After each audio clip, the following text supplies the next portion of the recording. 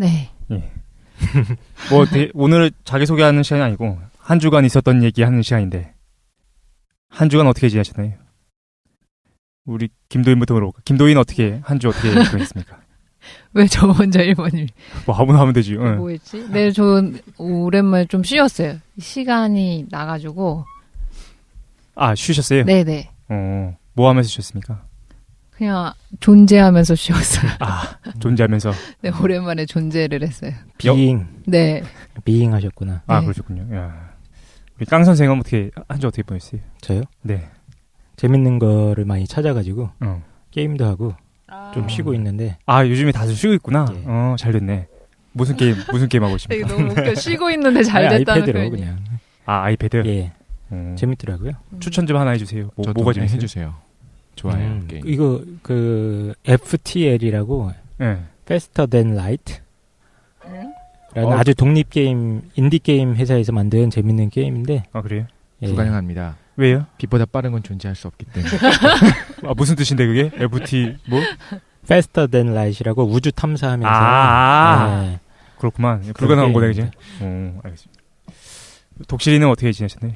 저도 뭐 요즘은 약간 편안하게 잠도 좀 자고 날씨가 좋아가지고 네. 그냥 감사하면서 살고 있습니다. 아, 그러셨군요. 그냥 저는 과학 지난번에 했었잖아요. 아, 예, 과학. 맞아요. 계속 보면서 사람들이 듣는 분들이 네. 많이 싫어하시는구나. 과학은 역시 하면 안 되겠다. 아니야. 생각하면서 요번에 이제 토론이 많이 진행되더라고요. 그래서 그 좋은 것 같은데. 근데 네, 뭐에 네. 대한 토론이냐면은 지데너비아식 과학을 해도 되는가에 대해서 토론을 계속 하시더라고요. 그래서 영토 분쟁. 그러니까 근데 나눠졌죠, 그죠? 어떤 분들은 너무 재밌었다, 너무 쉽게 했다 그러신 분들이 계시고 어떤 분들은 어려웠다. 근데 난 개인적으로는 되게 쉽게 하시는데 주제가 개인적으로는 이제 최사장님이랑 얘기를 할 때 어떤 철학 쪽의 얘기와 뭐 의식도 일종의 좀 과학 영역이 걸쳐 있으니까. 그죠. 제가 과학 얘기하는 걸 되게 좋다라고 생각하고 이제 시작을 한 거였는데 이런 게 느껴졌어요. 확실히 문과 사람들은 기초적인 과학도 어려워하고, 맞아요. 이과 사람들은 기초적인 어떤 철학이라든가 시사 주제들도 어려워하고. 그러니까 이런 게 양분돼 있어. 사실 이런 너무. 벽을 좀 허물어 보자라고 우리가 시작하는 거잖아요. 네네. 그런데 좀 벽이 느껴지긴 했다는 생각도 들고. 그래도 그랬어요? 또 격려해주신 분들도 많아서 되게 감사했습니다. 네. 그러니까 청취자분들이 대부분 인문이 너무 발달되신 분이 계셔요. 그랬던 것 같아요. 질문 수준이 너무 높았어요. 맞아요. 그래도 뭐 이 정도 수준으로 했으면은 블랙홀 이야기를 아주 만족스러운데. 재밌었어요. 재밌었어요. 많이 상처받아서. 아, 그러셨군요. 다음에는 칠판과 수학으로 지대 수학 국내 최초 수학 강의 이적분의 의미 이런 거. 알겠습니다. 방송 접자는 거야? 확률과 통계. 알겠습니다. 우리 좀 광고를 좀 하면 저희가 카페랑 페이스북 갖고 있습니다. 많이 들어오셔가지고 많은 말씀 해주셨으면 저희가 많이 참고하도록 하겠습니다. 예. 또 저희 광고 올라온 게 뭐 있었나요? 네, 광고들이 이번에 좀 많이 올라왔어요. 일단 원희원희님이 네. 이거 안 그래도 최 사장님이 요즘 그걸 안 한다고, 가상사연을 안 한다고 가상사연처럼 하나 읽어보시는 건 어떨지. 예? 우리가 가상사연을 안 하는 이유가 안 하는 게 아니라 저희가 그 에피소드가 바뀔 때마다, 그러니까 시사, 종교 바뀔 때마다 가상사연 넣는데 네. 요번에만 못했어. 죄송합니다. 근데 준비를 안 너무 했어요. 근데 요번 에피소드가 너무 길다 너무 보니까 가상사연이 없다고 생각하시는데 다음 해에는 있겠죠, 그죠? 예, 준비할게요. 네, 알겠습니다. 이거 가상사연이 어떻게 준비되냐면은 깡 선생이 그걸 써서 그 내용을 써가지고 저한테 주면은 예, 그럼 되게 재미없게 써오거든요, 제가. 그러면 회사장이 되게 재미있게 받고 있다. 근데 나는 혼자 쓰려니까 생각이 안 나는데 깡 선생 걸 참고해가지고 쓰고 있습니다. 예. 광고? 네, 광고 네. 또 뭐 있습니까? 예. 이거 해야겠다. 네. 네. 그 채원이 님하고 용욱이 님하고 고등학교 헐레리 꼴레리. 고등학교 1학년 여학생인데요. 채원이 님이. 네. 그런데 남자친구이신 용욱이 님께서 네네. 추천을 해주셔갖고 지대너벳을 듣고 계시는 거예요. 그래요. 대단한 것 같아요. 학생들이 고1이면 저는 그때 그냥 떡볶이만 먹고 있었는데 그랬어요. 네. 팟빵 이런 거 팟캐스트 듣는다는 게 참 신기한 것 같아요. 인문학 주제에 관련된 거. 저도 고1 때는 저도 그냥 있었는데. 그치. 아직 문이과가 나눠지기 전이잖아요. 특히나. 네네. 그 폭넓은 지식들 접하고. 아무튼 중1 때부터 4년 동안이나 정말 친하게 지내던 친구분인데 8월 21일부터 사귀게 돼서 10월 9일 한글날이 50일이셨습니다. 야, 너무 눈물 나네. 디테일하게 50일이셨군요. 축하합니다. 축하드립니다. 네. 그게 이제 친구였던 분, 4년 동안 만나던 친구였던 분이랑 네. 연애하는 거 참 좋은 것 같은 느낌이 들어요. 뭔가 좋겠다. 그러니까 친구였다가 연인으로. 네. 그죠? 5,000일까지 가시기를 저희가 기원하겠습니다. 5,000일이면 얼마야? 몰라. 10년 되나? 5천 광년 이렇게 3,600 무슨 말입니까? 예. 5천 광년 무슨 말이야? 자, 그리고 길냥이님께서 다른 팟캐스트 하나 추천을 해주셨는데 뭐라고요? 뭘 하셨다고요? 다른 팟캐스트 과학 관련된 팟캐스트 추천해 주셨는데 저는 이제 다른 팟캐스트를 안 들어요. 사실 우리 팟캐스트 우리 것도 안 듣잖아. 사실 안 듣거든요. 잘. 장난 아니다. 근데 이거는 한번 들어보고 싶다는 생각이 들었어요. 근데 저희가 그래도 상도덕이 있기 때문에 이름을 말하지 않겠습니다. 카페에서 한번 아니다. 확인해 보시고 아, 들어보시면 재밌을 것 같고요. 또 PWY0082님께서 10월 14일이 아버님 생신이시라고 예. 환갑을 맞이하시는 아버님의 생신을 이렇게 그 광고를 해주셨어요. 네. 축하드립니다. 축하드립니다. 축하드립니다. 정말 건강하게 정신적으로나 육체적으로 청춘이신 아버님 생신 축하드리고요. 50일, 60년. 그리고 봄나물 처녀님 저희가 몇 번 추천해드렸었잖아요. 그 광고를. 네네. 그 에너지 팩트 운영을 하시다가 지금 업그레이드된 다른 것을 위해서 잠깐 운영을 중단하고 계십니다. 우리가 계속적인 지속적인 관심 감사드리고 다음에 또 더 좋은 거 하시면 광고를 해드리는 걸로. 실제로 무슨 에너지 사업을 하시려는 게 아닐까요? 무한동력 에너지 이런 거 하시는 거 아닐까요? 한번 까야겠다. 무한동력 에너지. 그거 그냥 무한동력 에너지 기사 볼 때마다 속상하고 답답하고 그래요. 그래요? TBS도 막 이거 뭐 특허 출원했다 해갖고 막 사람들 펀딩하고 막 하잖아요. 예. 말도 안 돼요. 그냥 보면 막 지금 얘기하는데 막 심장 있는 데가 답답해져. 막. 그러니까 연력학 법칙을 어긋나서. 근데 그 EM 드라이브나 이런 게 지금 조금 문제되어 있는 것 같긴 한데. 그거 한번 다루지 뭐. 한번 나중에 다뤄. 네. 알겠습니다. 그냥 여기가 답답하네. 알겠습니까? 저도 광고 있어요. 예. 저 다른 분은 광고 많이 하는데 저도 이거 보고서 좀 생각했는데 10월 9일 한글날이 저희 어머니 생신이셨습니다. 그래요? 네, 어머니도 듣고 계시기 때문에. 예. 네. 엄마 사랑해요. 어머님 축하드립니다. 축하드립니다. 그 다음에 우리 뭐 댓글 중에 괜찮은 거 올라온 게 있었나요? 댓글 없었어요. 댓글 없었다고? 우리 근데 그거 계시지 않았었나요? 우리 후원해주신 분이 계셨어요. 네네. 네, 오로지님께서 팟 후원해주셨어요. 아유, 감사합니다. 처음으로. 최초 맞죠? 예, 후원 최초고 네네. 원래는 후원을 해주시겠다는 분들이 많이 계셨는데 저희가 계좌를 만들지도 않고 그래가지고 일단 저희 그 방송 제작하는데 그 여러 가지 비용이 들지 않습니까? 네. 거기에 저희가 활용할 수 있게 하겠습니다. 감사합니다. 감사합니다. 그리고 제 친구도 이거 듣다가 우리 4명한테 너무 고맙다고 저한테 개인적으로 그 샌드위치를 4개 바꿀 수 있는 파리바게트 상품권을 보내줬어요. 정말요? 네. 왜 그걸 지금 말씀하십니까? 저 혼자 다 먹으려다가. 그러니까. 그래서 감사드립니다. 감사합니다. 감사드립니다. 예. 그분한테. 성함은 어떻게? 그분도 닉네임으로 부를게요. 홍챔프라고. 홍챔프. 예, 굉장히 정열적인 복서인데. 실제로요? 아마추어 복싱 챔피언이고 그래요. 진짜요? 잘해드려야 되겠다. 좀 무섭다. 근데 인생이 안 풀리니까 계속 이렇게 복싱에만 열중하더라고. 죽창을 드는 것처럼. 그러면 이제 실제로 오늘 내용으로 좀 들어가야죠. 오늘 시사를 좀 우리가 오래 했습니다. 시사 우리 4번째 시간인데 시사를 시사 맞아. 시사 같지 않아. 아니야, 시사 맞아. 우리가 25회 때 일부로서 이제 이스라엘과 팔레스타인 얘기를 했고 이거 반응이 너무 좋았어요. 그죠? 그 다음에 그 이후에 논란의 중심이 됐던 26회 일간 베스트를 또 시사로 다룬 다음에 27회에서는 그 강입작 충돌기 LHC에 대해서 얘기를 했습니다. 그리고 오늘 28회인데 실종에 대한 얘기를 좀 해보려고 하는데 말씀하신 대로 이게 시사인가 좀 의심스러워. 근데 일단 해보도록 하겠습니다. 대충 아무나 하면 되지, 그지? 그래서 실종에 대한 얘기를 좀 진행할 거고 원래는 저는 이걸 한 30분 안에 끝내려고 했어요. 근데 시사가 2시간씩 배정이 되면서 도대체 뭘 해야 되나 좀 걱정이 돼가지고 일단 그래서 원래 육해공 우주 해가지고 하나씩 실종에 대해서 얘기하려고 했는데 그렇게 많은 시간이 말할 게 있는 건 아닌 것 같아가지고 일단 2개만 좀 하겠습니다. 첫 번째는 좀 현실적인 거. 얼마 전에 있었죠. 말레이시아기 항공기 실종 사건에 대한 얘기를 잠깐 한 다음에 그 다음에 이어가지고 2부에서는 히말라야 외계인 실종 사건이 있었어요. 그래서 그거에 대해서 다뤄보려고 합니다.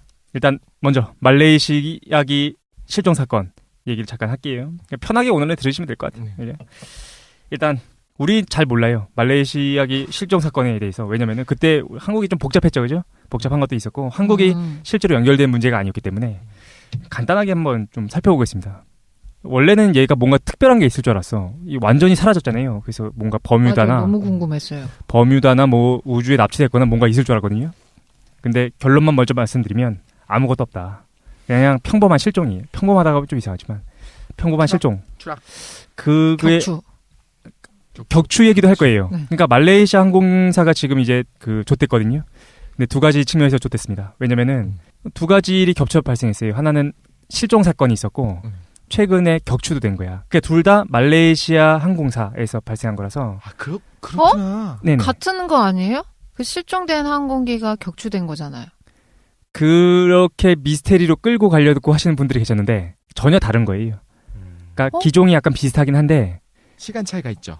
그죠. 한 4달 정도 차이가 있고 사망한 사람들도 다 달라요. 그러니까 전혀 다른 거야. 격추는 얼마 전에 그죠. 있었던 거고 그 얘기도 할 겁니다. 실종은 꽤 예전에 있었던. 그렇죠.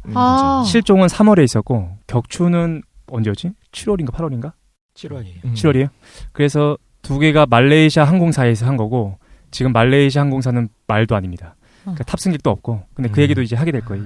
그래서 두 가지 알아보려고요. 말레이시아기 실종 사건은 뭐였고 두 번째로 격추는 뭐였고 현재 말레이시아 항공사는 어떻게 되었는가 요거를 간단하게 좀 알아보려고요.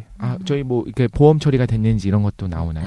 보험 처리요? 결국엔 다 보험으로 하잖아요. 근데 네. 그렇죠. 오. 항공사 자체가 그렇게 막 그런 경우는 없지. 그렇지. 항공사 자체에도 보험을 들었으니까. 그렇죠. 그죠. 그리고 그런다고 하던데 그 보험 회사도 또 다른 데 보험을 든다고 또. 그렇지. 가장 큰 국제 금융권이다 하는 거죠. 어쨌든 별 내용 없어요. 일단 말레이시아기 실종 사건 개요부터 말씀드리겠습니다.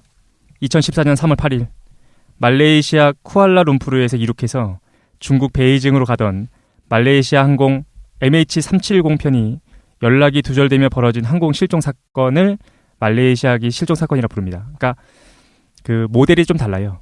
격추된 거는 MH17기였고 실종된 건 MH370 편인데 기종은 보잉 777인 게 똑같은데 이름만 좀 달라요.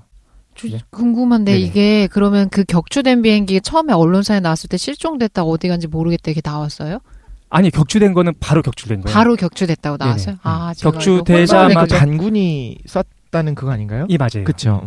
그럼 제가 그거를 헷갈리시는 네네 헷갈려서 그렇죠. 엮어서 그러니까 서로 생각했나 봐요. 다른 거야. 네. 근데 먼저 실종인데 이거는 아예 없어졌는데 지금 어디 있는지 몰라요. 그 얘기 잠깐 하겠습니다. 그래서 말레이시아에서 이제 중국으로 가던 비행기였거든요. 그러니까 3월 8일 날 있었습니다. 그래서 227명이 죽었는데 뭐 14개 국적으로 이루어진 사람들이 돌아가셨어요. 대부분 다 중국 사람이야.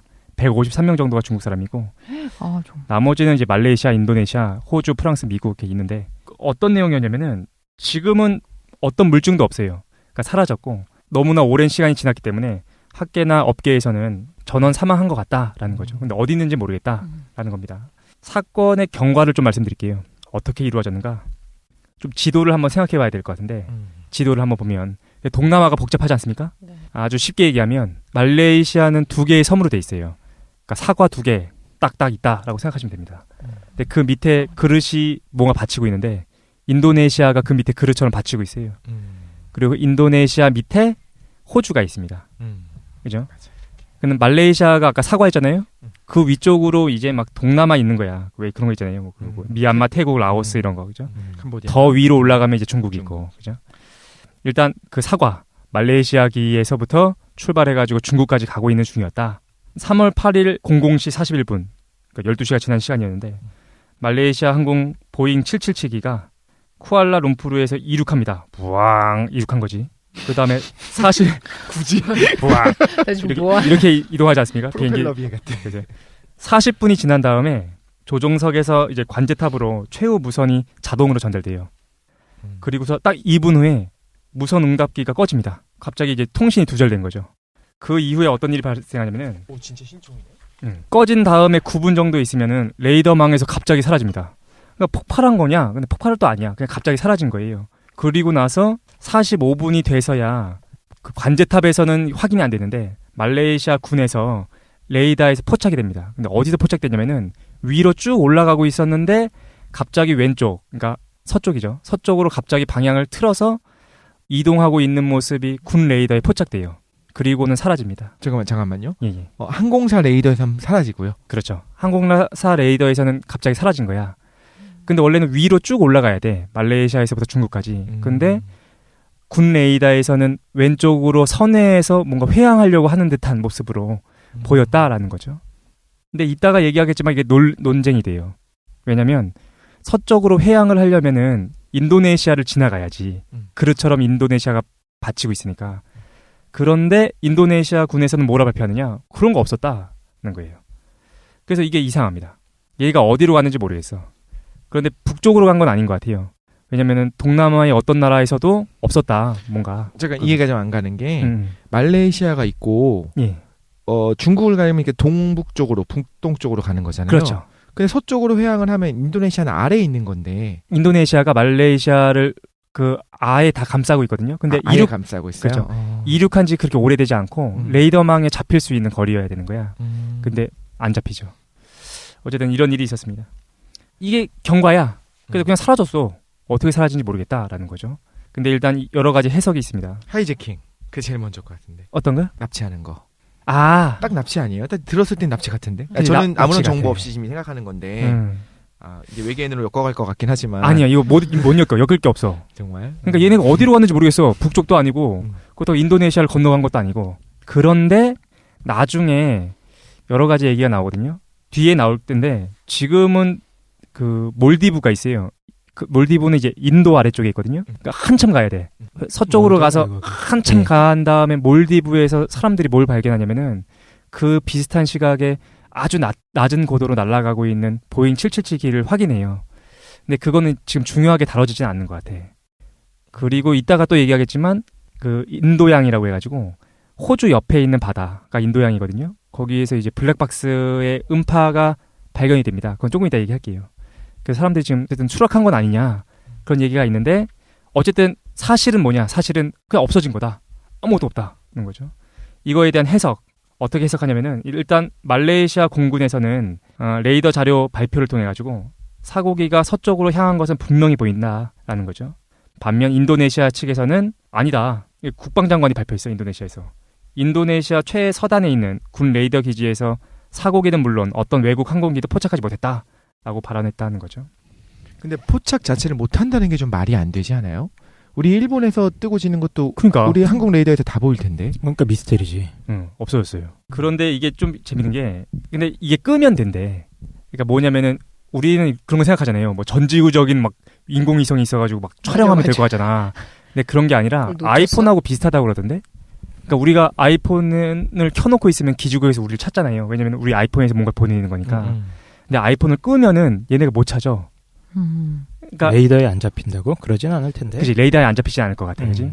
그러니까 저도 지금 정리를 좀 해보면은 원래 정상적인 항로를 가야 되는데 이 비행기가 그 항로를 서쪽으로 상당히 이탈을 해서 그렇죠. 한 5에서 6시간 정도를 통신이 꺼져 있었다고 제가 들은 것 같거든요.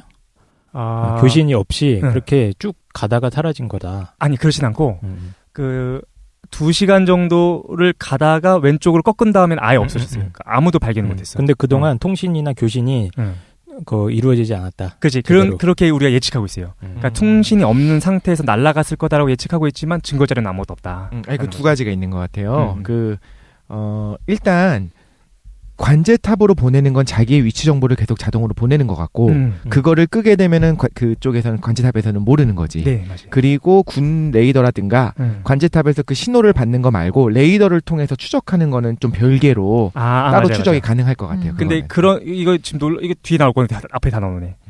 그 여러 가지 방법이 있대요. 그러니까 비행기를 아주 고도를 낮추면 레이더에 발견되지 않는 가능성도 있다고 하는데 그러기에 또 힘들어. 왜냐면은 그쵸. 인도네시아를 지나가야 되는데. 근데 몰디브 쪽에서는 발견된 것 같은데 같은 항공기인지 모르겠다라는 거죠.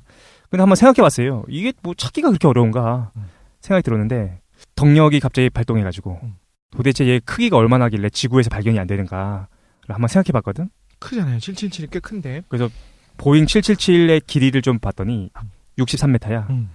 날개도 한 우리가 정사각형이라고 생각합시다. 그러면 63제곱미터 정도 되는 크기예요. 되게 큰 거지 사실은. 그죠? 그리고 나서 이제 지구의 크기를 한번 궁금했어요. 지구의 크기가 얼마큼 되나 면적이. 표면적을 보니까 표면적이 5억 1,400만 제곱킬로미터. 그래서 요거를 한번 생각해 봤어요. 그랬더니 계산 결과가 어떻게 나왔냐면은 독실이 모공 속에는 모낭충이 살고 있습니다. 모낭충의 크기가 0.3mm. 그렇죠? 꽤 크네. 되게 커. 네, 모낭충 4마리를 허리띠로 묶는 거예요. 그리고 나서 서울에다가 놓고 그 모낭충을 찾는 거랑 사실 비슷해요. 서울의 크기가 대략해서 이제 605 제곱킬로미터거든요. 그러니까 사실 서울에서 모낭충 찾는 거랑 비슷한 거다라고 볼 수 있어요. 쓸데없는 비유라는 생각이. 그러니까 나는 지구가 그렇게 큰지 몰랐어. 지구가 너무 큰 거야. 어쨌든 쓸데없는 거 한번 해봤습니다. 사실은 할 게 없어가지고. 수색의 과정, 이게 이제 흥미진진이 아니고 이제 수색의 과정을 좀 보면 3월 8일날 사고가 있지 않았습니까? 그 다음 날 베트남 공군이 여러 가지를 발견해요. 기름띠도 발견하고 바다에서 문짝도 발견하고. 그런데 결론만 말씀드리면 아무것도 관련이 없었다라는 거죠. 기름띠도 딴 거였고 문짝도 다른 거였다라는 거죠. 그래서 이게 어디 갔는지 궁금하잖아. 그 다음 날 3월 10일이 되면 말레이시아 당국에서 어마어마한 걸 합니다. 그래서 총리가 주도해가지고 국가적 차원에서 50년 경력의 전문 주술사를 부릅니다. 그래가지고 요게 문제가 됐어. 말레이시아 당국에 자주 기용된 경력이 있는 사람이래요. 그래서 한 번 하는데 몇 천만 원에서 몇 억대를 줘야 되는 어마어마한 주술사라는 거야. 잠깐 이거 지금 공식적으로 했었던 사실만 얘기하는 거죠. 그죠? 팩트를 얘기하는 거죠. 그죠. 국가적 차원에서 이 사람을 이제 거금을 주고 불러가지고 이 사람 이름이 이브라함 마트진이라고 하는데 이제 본명은 뭐 라자 보모라는 사람이래요. 그래서 주술 의식을 진행했어. 근데 이게 구슬 버린 거구나, 구슬. 한국처럼 말씀 잘하셨는데 뭐 작두를 놓고 뭔가 타고 하면 좀 포스가 있잖아. 얘네가 어떻게는 좀 찾아봤어요. 동영상이 있더라고. 찾아봤더니 어떻게 하냐면은 이제 너무 놀랐어. 그 제자 3명이 있습니다. 제자 3명이 이제 양복을 입고 있어요. 걔네들을 이제 일렬로 이렇게 앉히는 거야. 앞바다리 한 다음에 일렬로 앉힌 다음에 맨 앞에 있는 애가 나무 막대기로 노를 젓는 신용을 하고 있어요. 두 번째는 바구니를 가지고서 물을 푸는 신용을 하고 있습니다. 그리고 세 번째는 양손에 코코넛을 들고 위아래로 흔들고 있어요. 그러면 이제 이 주술사가 해석하는 거야? 아니요, 노래를 불러요. 노래를 불러요. 노래 부르고 그 앞에 기자들이 어마어마하게 있어. 막 사진 찍는 거죠. 그리고 나서 뭐라고 했느냐, 이 사람이 이렇게 얘기합니다. 비행기는 아직 날고 있던가 아니면 바다에 추락했던가 둘 중에 하나다. 야, 나도 그런 얘기는 하겠다. 이 미친놈이죠, 이거. 이게 그 실제로 사진을 보니까 굉장히 코믹한데요. 이 사진 보니까. 사진 코믹해요, 이거. 이브라힘 마트진 검색을 하면은 굉장히 무슨 그 공항 바닥 같은 데 앉아가지고 세 사람이 예. 요거를 동영상으로 보면 더 웃깁니다. 아까 이거 근데 여러 가지 생각했어요. 이거를 무시해야 되나.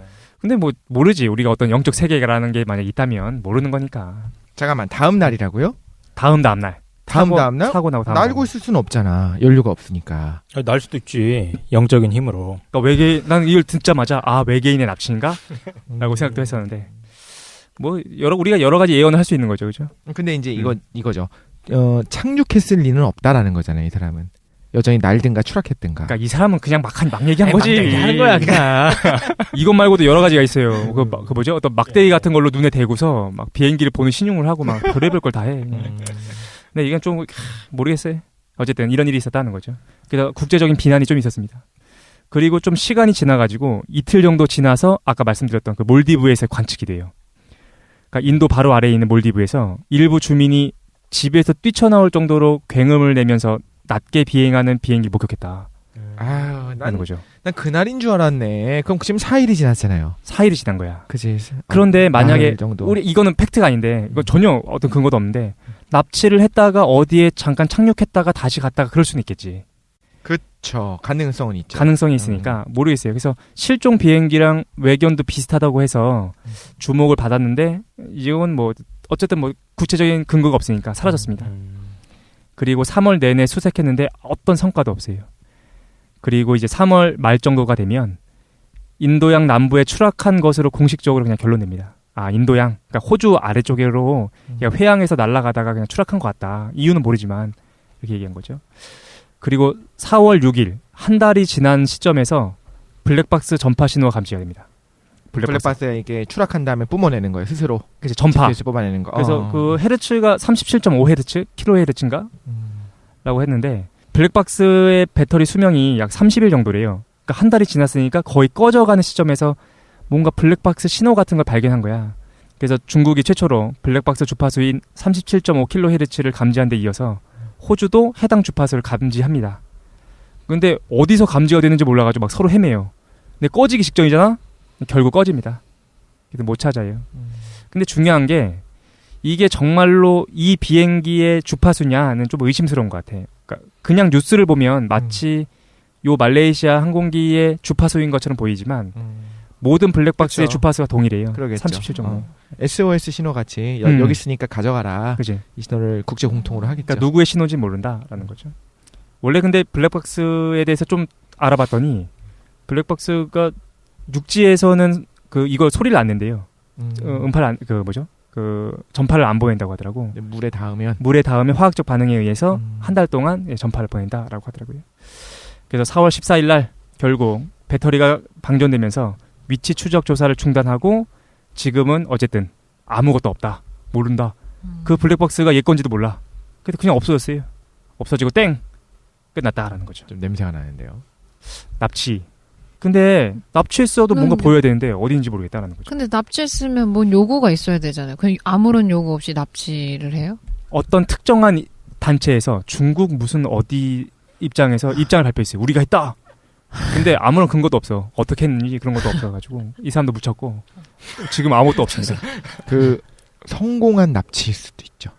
그래서 그러니까 비상 채널을 통해서 말레이시아 정부랑 비공식적으로 사실 처리가. 근데 제가 이걸 딱 들었을 때 뭔가 냄새가 난다고 했던 이유가 뭐냐면 배랑 다르게 비행기의 경우에는 정말 해수면에 가깝게 한 10m 정도로 날아가지 않는 이상 탐지가 다 돼요. 아 진짜? 아, 그럼요. 야 근데 보잉이 어마어마하니까 그건 그렇지. 힘들지. 미사일도 아니고 이게 뭐 스텔스기도 아닌데 미사일 같은 경우에도 실제로 그 이지스함이 다 맞추잖아요. 다 그거를 추적이 가능한데 그걸 막기 위해서 굉장히 낮게 날아가는 건 가능한데 보잉 777 정도 되는 크기의 비행기가 그렇게 낮게 난다는 건 말도 안 되고 의리의리한 거니까. 실제로 배도 탐지가 되는 걸 보면 비행기는 무조건 탐지가 되거든요. 그럼 탐지가 안 된다는 건 말이 안 되고 제가 딱 들었을 때 어떤 생각이 드냐면 인도네시아 쪽 군에서 레이더에 안 잡혔다는 건 말이 안 되는 거야. 말레이시아 쪽에서 인도네시아랑 중국이랑 협조 요청을 하고 이건 이렇게 처리를 하자. 그랬을까? 근데 여기에 누가 개입돼 있냐면은 다 개입돼 있어요. 그러니까 오랜만에 전 세계가 같이 힘을 합쳐가지고 이걸 수색을 해. 호주, 중국, 동남아 애들 모든 애들이 동남아 애들끼리도 사실 사이가 안 좋은 애들이 있는데 다 같이 힘을 합쳐가지고 하는데 근데 어쨌든 모르겠다라는 거지. 근데 진짜 모르나 보지. 근데 그 얘기는 맞는 것 같아요. 어떤 비공식적인 채널을 통해 가지고 뭔가가 있을 수도 있는데. 그래서 그러니까 4일 후까지 이제 뭐 날아갔다 뭐 이런저런 얘기를 하잖아요. 제가 이제 들으면서 혼자 소설을 쓴 건데 만약에 당일날 뭐 6시간 후에 12시간 후가 아니라면 연료는 바닥 났어야 돼요. 그렇지. 그럼 어딘가에 착륙을 해서 재급유를 하고 사람들을 한 명씩 놔주면서 뭐 이렇게 돈을 받아가고 보통 이제 테러리스트들이 원하는 거는 그러니까 자신들의 어떤 신념을 관철시키던가 그래서 이슈화를 시키든가 아니면 정말 돈이잖아요.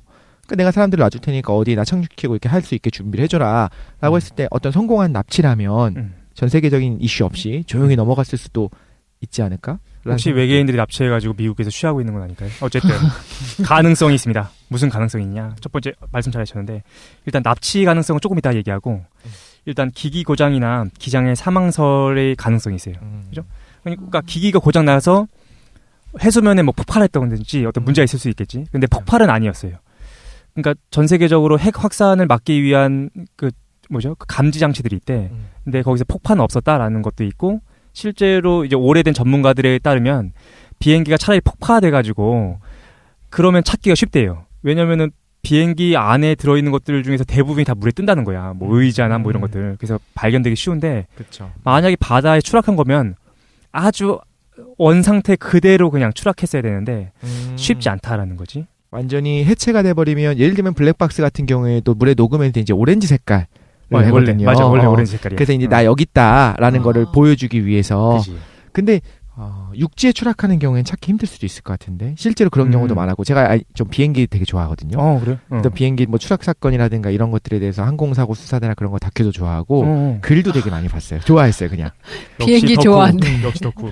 비행기를 좋아하는데 왜 떨어지는 걸 좋아하는지 모르겠지만 우리도 비행기에 몇 번 있었잖아요. 격추된 적도 있었고 관 추락 사고니 뭐니 그런 것들 보면서 이제 원인들을 분석한 거 보면서 되게 혼자 되게 뭐라고 해야 되지? 안타까우면서도 비행기라는 것 자체가 남자들이 좋아하는 것 같아요. 근데 어쨌든. 근데 이 얘기를 들으면서 어떤 생각을 했냐면 바로 바다에 정말 깨끗하게 떨어지면 찾기 힘들거든요. 그렇게 될 수도 있나? 근데 난 몰라서. 그러니까. 그리고 땅에 추락하는 경우에는 찾기가 원래 힘들대요.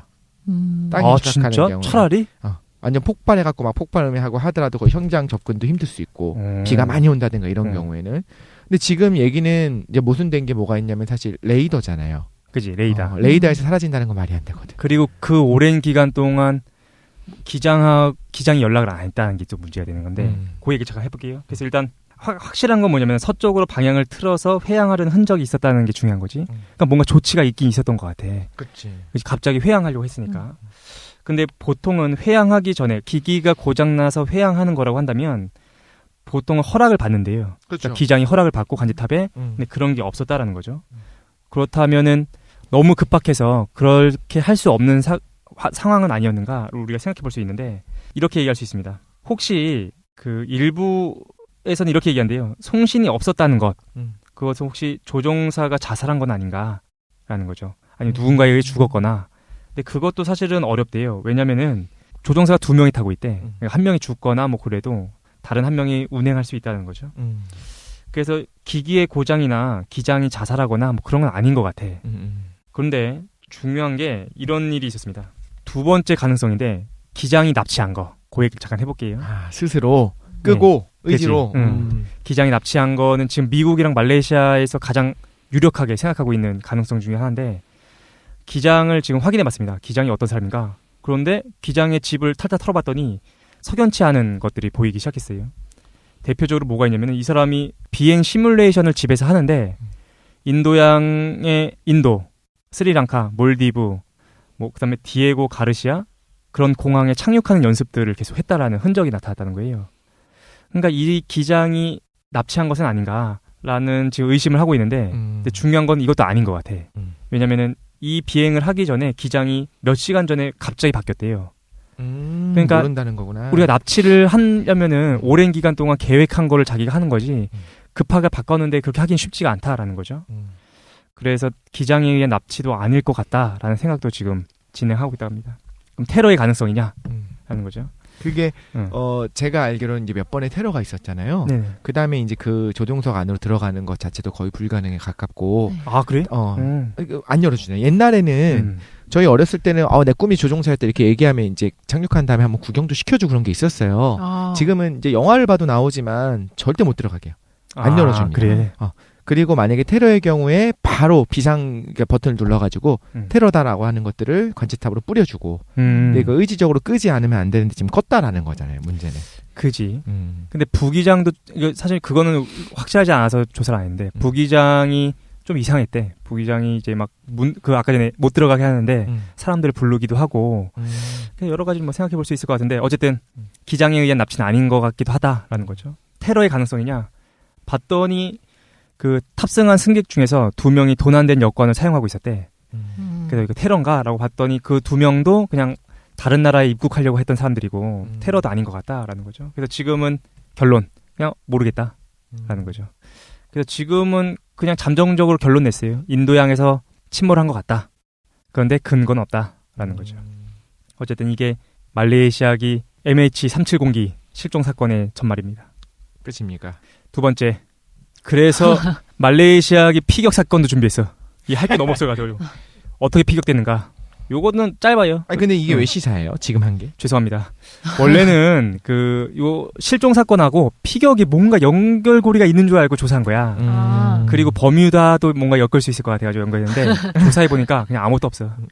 아무것도 없고. 예전에 괌에 우리 비행기 추락하고 있었잖아요. 예. 근데 그런 거에 대해서는 요즘은 다 공개가 돼요. 마지막 블랙박스 내용이라든가 교신 내용이라든가 심지어 책도 나왔거든요. 근데 그때 뭐 예를 들면 고도가 굉장히 많이 낮아지고 있었는데 기장이 우리가 되게 권위적이었던 거예요. 우리 항공사들이. 그래서 굉장히 지금 고도가 낮은 걸 다 인지를 하고 있었어.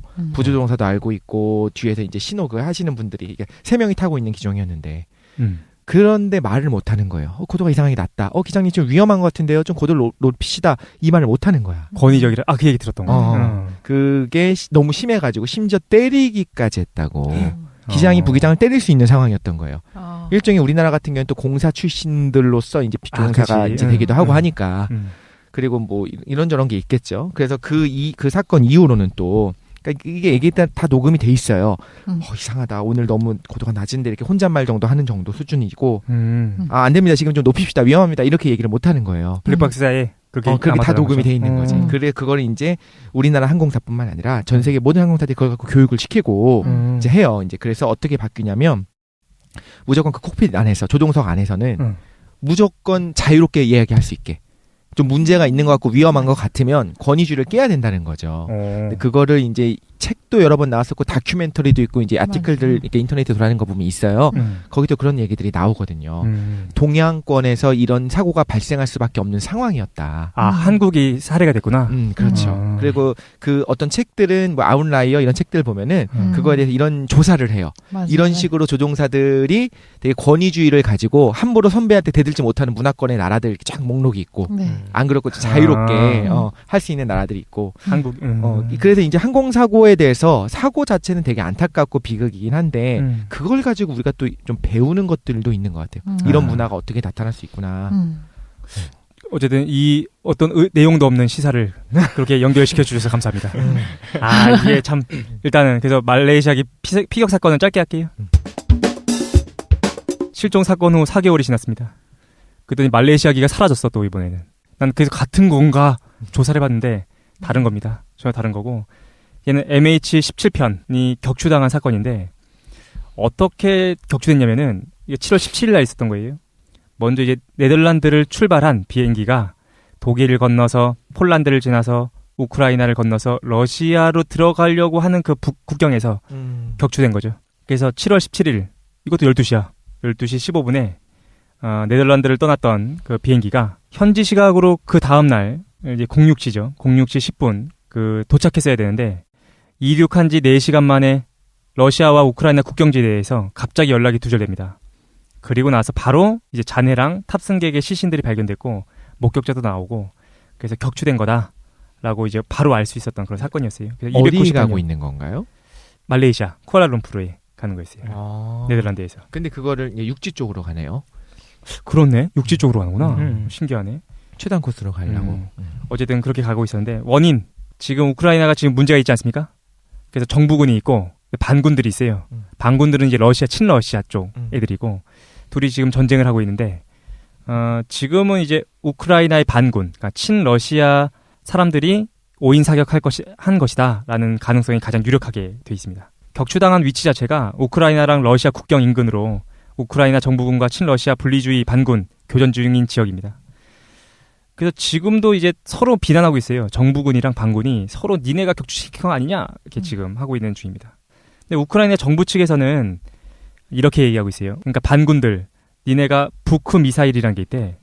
부크 미사일이 이제 격추용 미사일인데 이제 그 4발씩을 갖고 다니다가 한 발씩 쏘는 건데 그 비행기 하부에서 폭발하게 돼 있대요. 그래서 비행기를 이제 산산조각 내 가지고 이제 격추시키는 건데 이게 반군들이 그 부크 미사일을 훔쳤나 봐요. 그래서 니네가 그거 갖고 있고 그걸로 한 거 아니냐라는 거죠. 근데 반군이 재밌는 게 자기들이 자랑했어. 우리가 부크 미사일 갖고 있다. 이런 것도 이제 SNS로 막 자랑하고 그런 일이 있었습니다. 근데 지금은 그 트윗은 좀 사라졌다고 해요.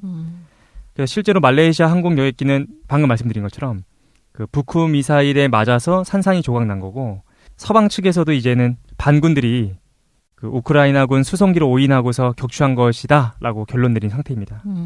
반면에 반군 측에서는 그런 거 아니다. 정부군에서 그렇게 한 거다라는 거고 러시아 측이 되게 재밌는 얘기를 했어요. 러시아 측에서는 뭐라고 얘기하냐면은 반군을 지지했겠지. 그래서 정부군이 이거 푸틴이 탄 줄 알고 저격한 거 아니냐. 그렇게 얘기하고 있는데 이거는 러시아에서 종종 있는 일이죠. 공중 저격. 아 그래? 거. 네. 그래서 우크라이나가 우리도 그랬었잖아. 진짜? 우리 뭐 있었는데? 공중 저격을 얘기하신 거예요. 저격은 아니었지만. 아 그래. 근데 이건 사실은 불가능한 얘기죠. 그러니까 아무리 우크라이나가 이제 바보여도 푸틴이 타고 있는 비행기를 격추할 일은 없으니까. 그래서 어쨌든 결론은 대충 어떻게 났냐면은 우크라이나 반군들이 격추시킨 거다라고 이제 결론이 난 사건입니다. 그래서 별 내용이 없어. 별 내용 없네. 근데 이거 거의 대부분 승객이 어디 나라가 타고 있었어요? 대부분 승객이 네덜란드인들이. 네덜란드인이었어요. 근데 그럼 그 국가에서는 아무런 뭔가 제재 조치를 안 해요? 나라에? 네덜란드에서 이제 조사하고 하고 있는데 그 지역이 분쟁 지역이라서 쉽게 유엔이나 들어가기가 좀 어려운 상태인 것 같다라는 겁니다. 그러면 국제 서방 세계에서는 누굴 비난하죠? 반군과 러시아를. 그렇지. 그러니까 좀 정치 싸움으로 벌어지네요, 이게. 그렇죠. 그 반면에 러시아는 정부군의 소행이다라고 얘기하는데 지금은 뭐 알 수 없다고 하는데 일단 그게 다 있는 거야. 자기들이 자랑했던 그 SNS 트윗이나 그게 다 있어가지고. 그러니까 그게 있다라고 이야기한 거고 그걸 쐈다라는 증거는 사실상 없는 거죠. 근데 사실은 있어요. 여기 반군 사령관이 비슷한 시각에 우리가 어떤 비행기를 격추시켰다. 그래서 자네들을 이것도 SNS에 올렸다가 바로 삭제돼요. 왜 나 SNS 줄 알고. 근데 군사기밀 아니고 왜 SNS에 트위터를 하는 거야? 그러니까 군인들이 요즘에 다 트위터. 야 오늘 하나 맞췄어. 그러니까 그런 일이 있었어요. 아까 북후 미사일이었나요? 예. 북후 미사일을 그럼 예를 들면 4기를 탈취했으면 그쪽에도 계속 니네가 했지라고 하면 4개 다 있다는 걸 보여주면 되잖아요. 그것도 사실은 있었어요. 그것도 트윗으로 올라왔는데 그 북후 미사일을 갖고서 이동하고 있는데 그 북후 미사일이 3개만 있는 게 또 발견이 되고. 그러면 얘네가 한 것 같아. 그러네. 방문한 것 같아. 근데 이제 자기네들도 미안하고 실수는 그렇죠. 실수니까 일 수도 있고 어쩌면 또 정치적인 게 뭐 있었을 수도 있겠네. 이슈화 시키려고 하는 것들이. 그렇죠. 그래서 원래는 아까 말씀드리는 것처럼 혹시 이게 아닌가? 우리 카페에서 누가 그렇게 올려주셨더라고요. 말레이시아기 실종된 게 사실은 저쪽에 넘어갔다가 요거를 없애기 위해서 증거를 인멸하기 위해서 격추시킨 건 아닌가? 그래가지고 이 두 사건이 연결된 건 줄 알고 조사를 했는데 결론은 독립된 사건이다. 핵심은 공통점이 있다면 말레이시아 항공사만 좆됐다라는 거죠. 재밌는 걸 하나 소개하자면 셜록이라고 드라마 아시죠? 영국 드라마. 거기서 좀 약간 비슷한 것들이 비슷하진 않은데 내용이 뭐가 나오냐면 테러리스트들이 비행기를 탈취를 하려고 할 때 그 정부에서 어떻게 하냐면 시신들을 태워요, 비행기. 맞아요. 죄다 시신들을 다 태워놔요. 영화에도 나오잖아요. 네. 그렇죠. 그게 실제로 있었던 일이라고 하던데. 그런 식으로 속여놓은 적이 있었다. 그러니까 이미 죽은 승객들을 태운 거야. 그래서 그 비행기를 날아가다 그걸 격추를 시키는 거예요. 그러면은 테러리스트들은 자기네가 성공했다라고 생각을 하는 거고 실제로는 거기서 사상자는 없는 거고 이미 사망한 사람들이니까. 근데 중요한 거는 그 실종된 거는 중국인이 대부분이고 폭격 맞은 거는 네덜란드인이 대부분이라서. 시체도 발견이 되는군요. 시체는 많이 발견됐어요. 그러니까 하늘에서 시체들이 막 떨어졌대. 그러니까 북한 미사일 맞은 다음에 거기도 떨어졌다고. 파괴가 되니까. 근데 사실은 이제 또 논쟁 중에 하나가 승객 중에 한 명이 산소 마스크를 하고 있었다라는 게 사실 또 논쟁이 돼요. 그렇지. 왜냐면 폭파되면 이제 바로 다 죽었어야 되는데 산소 마스크를 할 수 있을 정도였다면 뭔가 조치할 수 있는 시간이 있었던 것인가. 그 가능성은 있는 것 같아요. 논란이 되고 있는데 직접 맞춘 게 아니라 아래에서 폭발을 하게 되면 몇 초든 몇 분이든 몇 초까지의 여유가 있을 거 아니에요. 바로 그런가? 꽝 하면서 정말 쾅 폭발해서 사라지는 게 아니라 뒷부분이 뭐 절단이 된다든가 이런 식으로 하면 일단 산소 마스크가 바로 떨어지거든요. 어쨌든 되게 빡셌을 것 같긴 한데 어쨌든 이런 두 가지 사건이 있었고 이런 사건들 이렇게 보면은 그 증거 사건이 일어났을 때 그 증거 현장에 대한 접근이라든가 그 증거에 대한 해석을 전문가 집단이 독점을 하잖아요. 그러다가 보니까 정보 통제도 계속 이루어지고 음모론이 끊이지 않는 것 같아요. 어떤 사건이 나도. 감사합니다. 그러니까 우리나라도 칼기 폭파 사건 옛날에 김현희 칼기 폭파 사건이라든가 우리나라도 언제 한번 소련 영공 날아가다가 전투기에 격추된 적이 있어요. 러시아에. 그잖아요. 예. 그러니까 그런 사건들 이제 뒤처리하는 과정에서 항상 보면은 음모론이 굉장히 많거든요. 특히 비행기 사고나 배 사고나 이런 것들은. 예, 배 사고도 할 얘기가 많은데.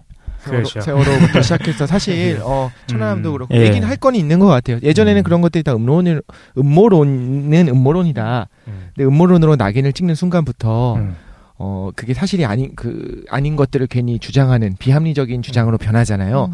근데 또 시간이 지나서 이제 공개되는 정보들을 보면 과거의 음모론이라고 했던 것이 사실이었던 경우도 너무 많아서. 네, 종종 있죠.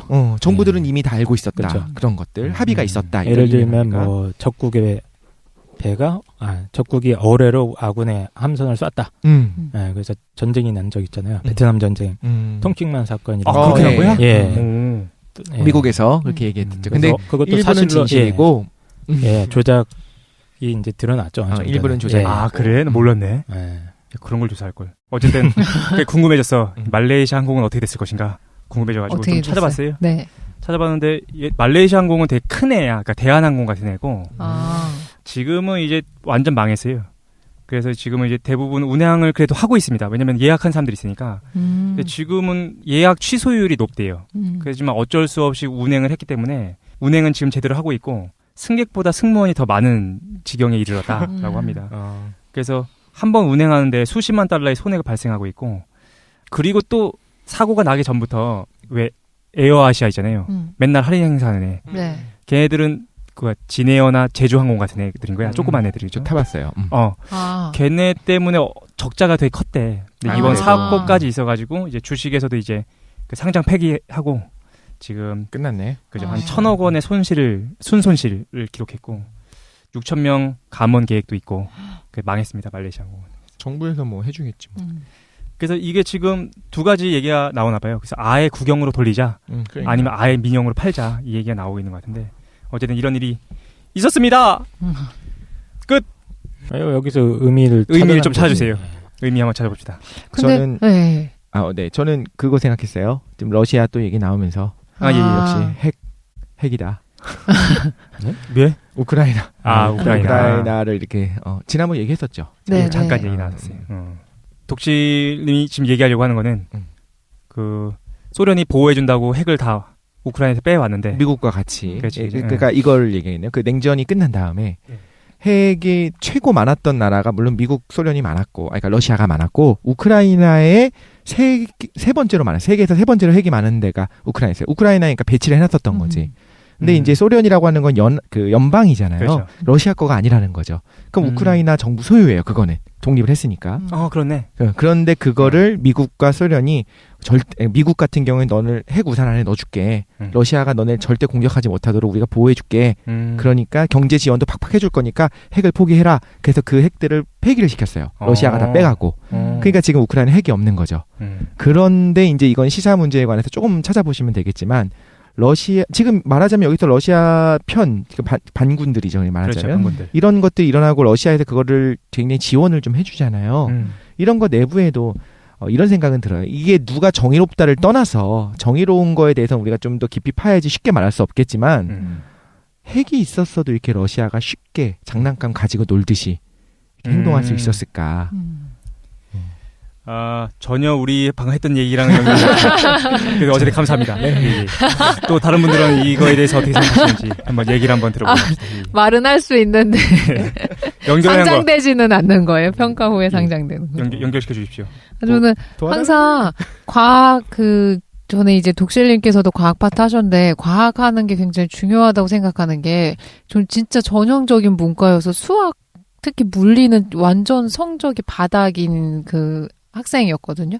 그러니까 과학적인 걸 전혀 몰라요. 그리고 독신님이 할게도 뭐 이제 정확하게 뭐 원자가 어떻고 수소가 어떻고 이런 걸 말하면 그 원리는 정확하게 모르는데 맥락적인 의미만 파악해서 듣는 거거든요. 근데 들으면 살면 살 때 되게 과학적인 지식이 되게 중요한 것 같다. 근데 이거 우리가 왜 학교 다닐 때 별로 중요하게 배우지 않잖아요. 특히 문과 같은 경우는요. 중요하게 배워요. 내가 안 배워서. 그러니까. 이해를 못해서. 그래서 항상 암기식으로 가르쳐줘서 이해를 못했던 것 같아요. 그냥 단순히 암기시키니까. 그래서 처음에 이제 하기 싫어가지고 안 한 경우가 많았었는데 근데 이렇게 하다 보니까 크니까 어떤 일이 발생하냐면 과학 쪽에서 연관되는 거에 대해서는 되게 뭐 편협하게 생각하게 되는 것 같아요. 제가 배운 과학적 지식은 뭐냐면 영화를 통해서 보는 것들이 대부분인 거예요. 그러니까 제가 맞다. 실제로 과학이랑 연관되는 일을 이제 발생하게 되면 현실에서 어떤 일이 발생하냐면 굉장히 영화처럼 착착착 진행될 거라고 생각하는 거예요. 지금 세상에 되게 최첨단이라고 생각하는 거예요. 그래서 말레이시아기가 뭐 실종되거나 추락했다 그러면 완전 우리가 영화에서 본 것처럼 최첨단 장비를 동원해가지고 금방 해결이 날 것 같고. 그렇지. 네, 그러니까 되게 극단적으로 사고하게 되는 것 같아요. 그러니까 그 정부 컨트롤 센터가 딱 있어가지고 네네, 그 영상들이 막 공중에 떠 있어가지고. 네네. 그리고 지금 깡쌤이 말씀해주신 것도 듣다 보니까 이런 거는 특히 과학 분야에서 발생하는 일 같은 거는 이제 정부나 전문가 집단이 정보를 독점한다고 하셨는데 그럴 수밖에 없는 것 같아요. 일반 사람들이 접근하기 어려운 지식이기 때문에 그런 일이 더 많이 발생하는 것 같아요. 그래서 이게 좀 약간 정규교육 과정에 많이 이런 것들이 포함되고 그런 게 되게 중요한 것 같아요. 근데 아까 말씀하셨는데 인공위성에서 원래 사람의 모공까지 볼 수 있다고 그러지 않나요? 모공까지는 아니고요. 지금 있는 거 같은 경우에는 아마 해상도가 몇 센치까지는 볼 수 있을 거예요. 그러니까 해상도가 있어요. 근데 왜 못 찾아? 너무 넓으니까. 다 단순히 너무 넓으니까. 그리고 걔네가 기록하고 있는 게 아닌가 보네. 그렇죠. 매 시간 그거 관심 있는 데만 볼 텐데. 그러니까 인공위성이라고 하는 게 모든 지역에 떠 있는 것만은 아니에요. 그 고해상도의 카메라를 가지고 있는 인공위성이 그 위치를 지나가야지만 볼 수가 있어요.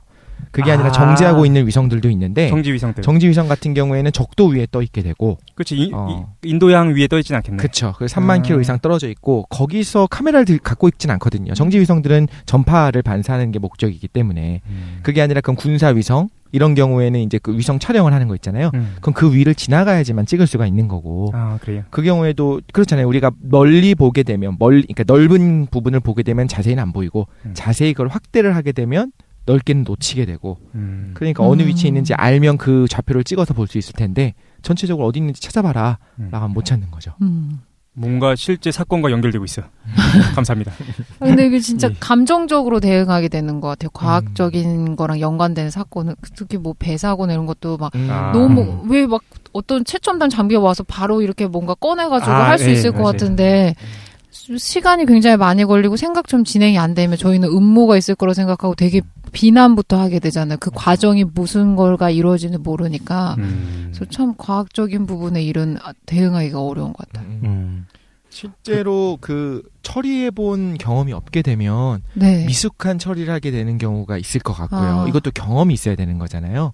그렇지. 한편으로는. 그래서 예를 들면 이번에 무슨 사건 같은 경우에는 대응이 너무 뭐 음모론을 일단 차치하고 나서도 뭔가 이게 커맨드 센터가 지어지고 거기서 뭔가 지시를 내리고 뭔가 하는 것들이 한 번도 해본 적 없는 사람들이 대충 막 주먹구구식으로 하다 보니까 그러니까 뭐 재난 영화 같은 것들 보면은 인간의 정말 다양한 모습들이 확 드러나잖아요. 맞아요. 갑자기 배가 침몰을 한다거나 이런 뭔가 위기 상황이 발생했을 때 어떤 사람들은 되게 영웅처럼 한 사람들도 있지만 사실은 거의 다 그 자신만의 어떤 병신 같은 모습들을 쫙 노출해주지 않습니까? 현실은 시공창이잖아요. 그러니까 이런 사건들 보면은 그 말레이시아 같은 경우도 정부에 대한 욕이나 이런 게 굉장히 많았어요. 사건 대응 초기에 막 수색 지점을 갖다가 계속 바꾸는 거야. 자기들도 제대로 통일을 못 해주고 그런 것부터 시작해서 이 사건이 일어났을 때 뭐 이 말레이시아 항공기 기장이 그 현 정부의 반대쪽,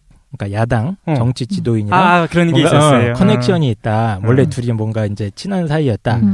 이게 뭐 사실관계는 있었나 봐요. 그런 게 뭐 지지자했고 그 기장 자체가 야당 쪽 지지자였고 이랬는데 근데 그거랑 연결시켜가지고 정부 쪽에서 언론 플레이를 했다는 의혹도 있고. 그랬었어요. 그러니까 그런 것들 보면 어떤 재난이 딱 발생했을 때 그 우리 사회가 이렇게 잠재돼 있던 이런 좀 어두운 측면들이 확 드러나는 그런 것도 있는 것 같아요. 정치계에서는 이렇게 하고. 그렇죠. 사고 난 거를 또 이용하는 거야. 그렇지, 또 이용하지. 오히려 정치인들 입장에서는 이런 사고는 어떻게 보면 기회일 수도 있어요. 사고가 나자마자 생각하는 거지. 이게 도움이 될 것인가. 정략적인 계산도 하고 이게 내 지지율이 어떻게 될 것인가 이런 거 계산도 당연히 하겠죠. 그 사람들은. 어쨌든 끝입니다. 뭐야 이게. 내용이 없어. 그래서 여러 가지 사실 준비해봤거든요. 그래서 뭐 아까 전에 얘기했던 것처럼 그 육지에서 사라진 것도 있었어. 그러니까 그 영국에서 1800년대에 지하철이 갑자기 사라진 것도 있었어요. 지하철 실종 사건이라고 그래가지고. 그건 내가 저한테 얘기했었었죠. 네네. 그래서 그걸 조사했어. 그것도 조사했어. 근데 그것도 가짜야. 그런 건 가짜야. 그리고 나서 이제 버뮤다 해상에서 발생하는 버뮤다를 조사했는데 그것도 가짜야. 버뮤다도 특별한 게 너무 없는 거예요. 그래서 실종 사건들은 음모론이 많이 발생하고 있는데 실제로 파보면은 타당한 어떤 합리적인 이유가 다 있더라. 좀 생각이 들어가지고. 근데 원래 최 사장님 그러지 않았잖아요. 왜? 그러니까 이게 미스테리인 줄 알고 파는데 파니까 별게 없는 거야. 예전에 막 우리 저랑 같이 차 타고 가면서 엄청 막 이렇게 토론하면서 갔던 게 뭐였었냐면 네. 지하철 실종? 그거를 포함해서 타당한 다른 판례가 있으면 저는 일단 그걸 배제해야 되는 게 아니라고 저는 주장을 했고 최 사장님은 그런 식으로 보통 사람들이 타당한 이유가 있으니까 일종의 약간의 음모론 우리가 생각하는 미스테리 그쪽은 너무 배제하려고 한다. 오픈마인드를 가져야 되는 게 아니라 이렇게 막 싸웠는데 약간 지금 입장이 바뀐 것 같은 느낌이 들고 그래서 준비했습니다. 어떤 반론이 외계인이 안 나와서 시시한 거. 가짜 같지 않은 걸 하나 외계인으로 하나 외계인 실종 사건 하나 준비했는데 잠깐 쉬고 5분만 쉰 다음에 외계인 실종 사건 우주적인 시사로서 한번 다뤄보도록 하겠습니다. 5분만 쉬시죠. 네.